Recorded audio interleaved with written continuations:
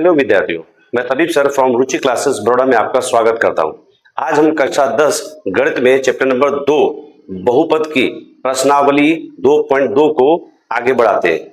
ठीक, तो चौथे सवाल से हम शुरू करते हैं। हमारा सवाल है ये, पी यू बराबर 4u² प्लस 8u। ठीक, इसके क्या करना है, हमें शून्य ज्ञात करना है और शून्यकों तथा गुणांकों के बीच संबंध की सत्यता की जांच करनी है, यानी शून्यकों का योगफल और गुणनफल हमें ज्ञात करना है। तो आगे बढ़ते हैं भाई, चलो।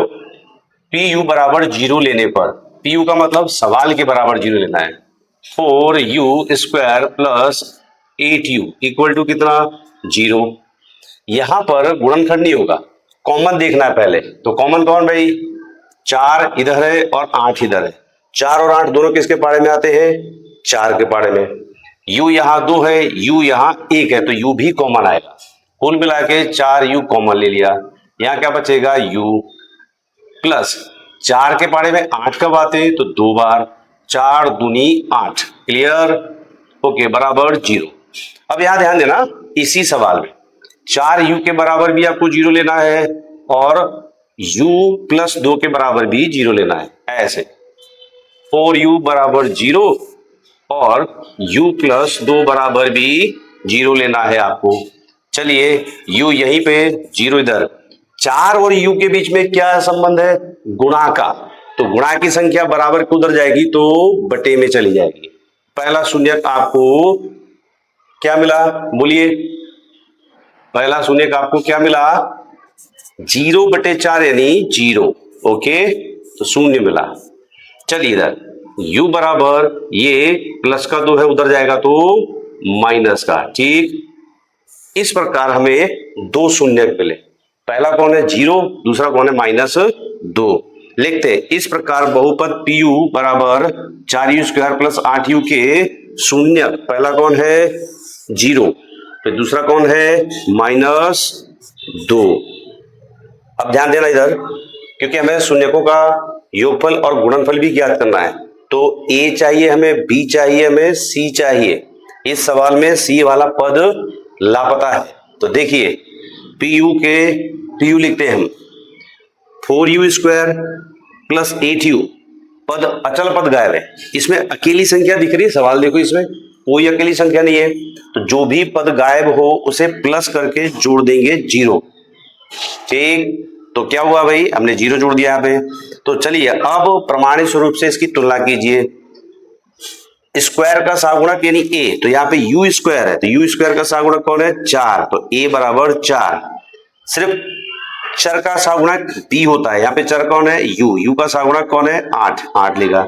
c बराबर क्या हो जाएगा, 0। ठीक, आगे बढ़ते हैं। अब शून्यकों का योगफल का सूत्र हमें मालूम है, -b/a।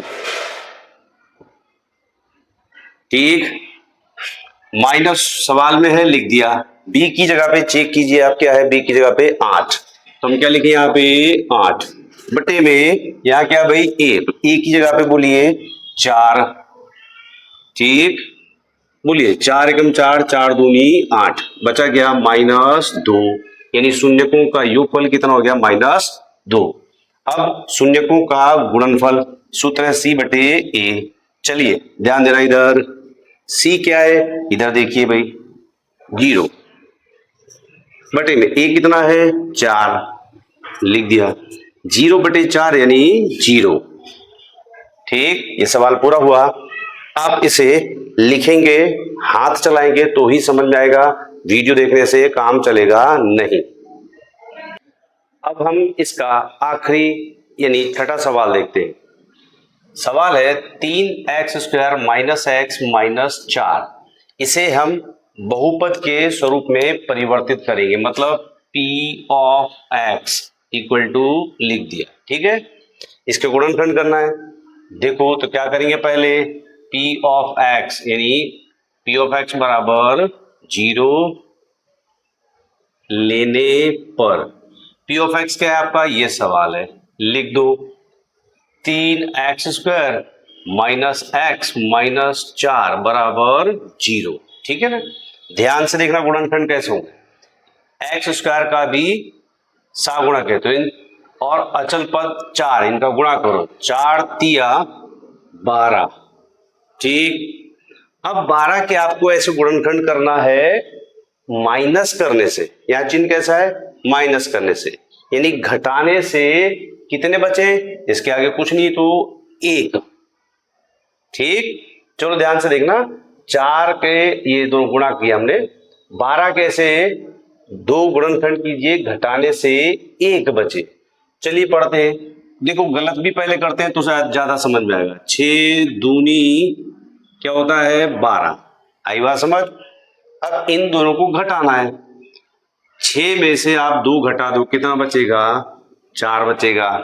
ठीक, बचना किसका चाहिए था, माइनस का 1, लेकिन बचा कितना, प्लस का 4, यानी ये वाली जो जोड़ी है वो गलत है, मिटा देते हैं। अब 6 और 2 के अलावा और किसी के पाड़े में आता है 12, यस 4 के पाड़े में आता है। ठीक है, करेंगे 4 तिया 12। ठीक, अब ध्यान से देखना, 4 में से 3 घटा दो, 1 बचेगा। ठीक हो गया, आप लोगों को 1 ही चाहिए। निशानी कैसे देते हैं, इन दोनों को ध्यान से देखना। घटाने से जब कभी भी आए तो आपको इन दोनों में बड़ी संख्या देखनी है, कौन है 4, उसको मध्य पद की निशानी देना है। ओके, -4, इसके उल्टी निशानी दूसरे वाले को देना है, नहीं प्लस की 3। ओके, अब बोलिए माइनस के 4 में से प्लस के 3 गए, कितने बचेंगे, माइनस का 1 बचेगा। अब यहां x लिख दो, मध्य पद में जो भी चर है लिख दिया, ये यहां लिखना है, दोनों को लिखते हैं भाई, 3x² माइनस बोलिए 4x प्लस 3x माइनस 4 जैसे कि तैसा बराबर 0। 1 2 3 4, 2 2 की जोड़ी बना दो, कॉमन ले लो, क्या आएगा कॉमन, यहाँ पे 3 है, यहाँ 4, 3 और 4 दोनों किसी के पाड़े में आते नहीं। यहाँ x कितना है 2, यहाँ कितना है x 1, तो x कॉमन आएगा केवल। ठीक है, इसमें से x निकल गया तो बचा क्या भाई 3x माइनस 4, ये निकल चुका है यहाँ से, हाँ कोष्टक, प्लस 3 है, ये 4 है, दोनों किसके पाड़े में आते हैं, किसी के पाड़े में नहीं, से यहाँ x नहीं है, इसका मतलब कुछ भी कॉमन आएगा नहीं, यहाँ पे कुछ कॉमन ना आए तो 1, जैसे का तैसा 3x माइनस 0, ये दोनों कोष्टक सेम, यस हम सही दिशा में जा रहे हैं, दोनों को कॉमन ले लो, 3x माइनस 4, अब x प्लस 1 बराबर 0, दोनों के बराबर 0 ले लो। चलो 3x माइनस 4 बराबर 0, x प्लस 1 बराबर 0, ये ठीक। चलो माइनस का 4 उधर गया तो प्लस का 4, यहाँ क्या बचेगा 3x, तो x बराबर 4 बटे में 3, ये आपको पहला शून्यक मिला। अब इधर प्लस का 1 है, उधर गया तो माइनस का 1, ये दूसरा शून्यक मिला आपको। ठीक है, अब हम क्या करेंगे भाई, इसके शून्यक लिख दो इस प्रकार, बहुपद px कौन है भाई, 3x² माइनस x माइनस 4 के शून्यक, पहला शून्यक कौन है 4 बटे में 3, दूसरा शून्यक कौन है -1। ठीक है ना, अब हम इसके गुणनफल और योगफल ज्ञात करें, तो लिखते हैं भाई फिर से, px बराबर बहुपद क्या है बोलिए, 3x² माइनस x माइनस 4। चलो a बराबर कितना है 3, b बराबर कितना है, कोई नहीं आगे तो 1 माइनस का 1, और c बराबर कितना है माइनस के 4। ओके, शुरू करते हैं, वहां पे बोलिए शून्यकों का योगफल, सूत्र में माइनस है लिखा, b की जगह पे बोलिए, b की जगह पे -1, माइनस डबल हो जाए तो 1 को कोष्टक में लिखेगी -1, इस तरह से बटे में a बराबर 3, तो माइनस माइनस प्लस यानी प्लस का 1 बटे में 3। ठीक, अब इधर आ जाओ। c क्या है भाई? शून्यकों का गुणनफल c बटे a, तो c कितना है? माइनस का 4 बटे में a कितना है? 3। इस तरह से ये भी सवाल आपका पूरा हुआ। अब हम पांचवा प्रश्न शुरू करते हैं। देखिए प्रश्न कैसा है भाई, टी यू स्क्वायर माइनस 15, तो इसको पी ऑफ के फॉर्म में कन्वर्ट करेंगे। पी चर क्या है यहाँ पे? टी, तो यहाँ पे लिखेंगे पी टी। ठीक, पी टी बराबर टी स्क्वायर माइनस 15। अब यहाँ ध्यान देना, इसके गुणनखंड कैसे होंगे? देखिए जब कभी भी गणित के अंदर दो पद दिए हों और दो पदों के बीच में माइनस की निशानी हो, तो सूत्र लगता है कौन सा? ध्यान देना है, ये सूत्र ए स्क्वायर माइनस बी स्क्वायर। ठीक है, इनका वर्गमूल निकालेंगे तो इस तरह से बनेगा। ये सूत्र है, समझो क्या बनेगा भाई? ए का वर्गमूल ए माइनस बी का वर्गमूल बी। यहां आपको दो कोष्टक बना देना है। कितने? दो कोष्टक बना देना है। एक में लिखेंगे माइनस, एक में लिखेंगे प्लस। जब कभी भी दो पद दिए हो, दो पदों के बीच में माइनस की निशानी हो, तो सूत्र याद रखना है, एक में माइनस एक में प्लस। वर्गमूल निकालने के बाद तो ये लिखेंगे यहाँ पे a माइनस बी और ठीक a प्लस बी, ये सूत्र इसमें अप्लाई होगा। अब बात यह है कि वर्गमूल निकलना चाहिए, तो ध्यान से देखिए। अब इसकी शुरुआत करते हैं शून्य ज्ञात करने के लिए। तो सबसे पहले क्या करेंगे हम? पी टी बराबर 0 लेने पर, ठीक, तो पी टी यानी क्या? सवाल के बराबर 0 लेना आपको। टी स्क्वायर माइनस 15 बराबर 0। देखिए 1 2 कितने पद? दो पद, ये रहे 1 2, दो पद, बीच में निशानी माइनस की, तो एक बार माइनस एक बार प्लस, इस तरह से आपको सूत्र याद रखना है।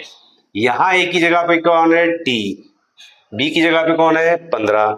चलो वर्गमूल निकालिए, तो टी का तो वर्गमूल निकल जाएगा भाई, टी का वर्गमूल निकलेगा, माइनस 15 का वर्गमूल निकलेगा नहीं, तो जिसका वर्गमूल ना निकले तो उसे हम वर्गमूल के अंदर लिख देंगे ऐसे, ठीक, बराबर 0 हो गया। ये ए है, ये बी है, उसको देखकर आप यहां लिख सकते हैं। तो पहला एक कोष्टक, दूसरा कोष्टक बराबर 0, यहां माइनस यहां प्लस, ठीक, ये रखेंगे यहां पर टी, यहां टी, बी की जगह पर कौन है? माइनस वर्गमूल में 15 प्लस वर्गमूल में 15, ठीक है। इस तरह से इसके गुणनखंड होते हैं। दोनों के बराबर 0 ले लो, t माइनस वर्गमूल में 15 बराबर 0, t प्लस वर्गमूल में 15 बराबर 0। चलो वर्गमूल 15 किसका? ये माइनस का, उधर गया तो प्लस का, तो t इक्वल टू वर्गमूल में 15, ठीक। चलिए इसको अब करते हैं, ये प्लस का वर्गमूल में 15 है, उधर जाएगा तो माइनस का वर्गमूल में 15, ठीक।